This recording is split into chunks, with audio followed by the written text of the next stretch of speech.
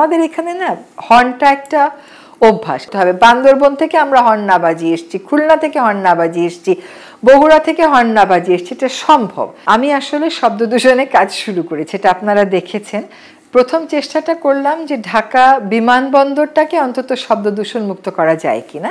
বিদেশ থেকে আসলে ঢাকার শুধুমাত্র কাস্টমসটা পার হয়ে যখন গাড়িতে উঠবেন, আমি এত হর্নের আওয়াজ পৃথিবীতে কোথাও শুনিনি।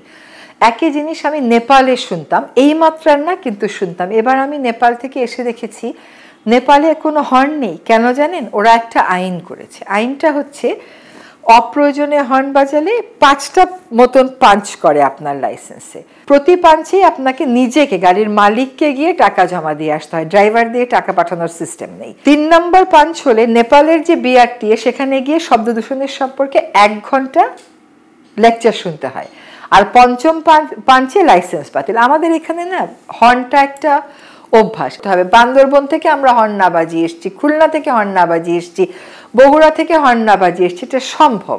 আমাদের আইনে হর্ন বাজানোটাকে দণ্ডনীয় অপরাধ ঘোষণা করলেও দণ্ডনীয় করেনি।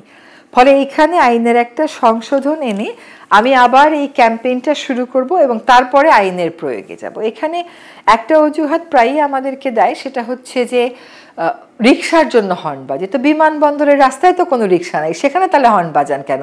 সংসদ ভবনের সামনে তো কোনো রিক্সা নাই, সেখানে তাহলে হর্ন বাজান কেন? বাংলাদেশের বা ঢাকা শহরের ট্রাফিক ম্যানেজমেন্টই তো বিস্তর চ্যালেঞ্জ। এর সাথে কিন্তু হর্নের সম্পর্ক আছে, মনস্তত্ত্বের সম্পর্ক আছে। এখানে বিমানবন্দরে আমরা এই কাজটা করে দেখেছি, অল্প মাত্রায় কমেছে, কমেনি তা না, কিন্তু আমরা তো শাস্তি দিতে পারছিলাম না। তো সেখানেও শাস্তিটা আনলেও শাস্তি প্রয়োগের ক্ষেত্রেও দেখেন ওদের অনেক ধরনের যুক্তি থাকবে।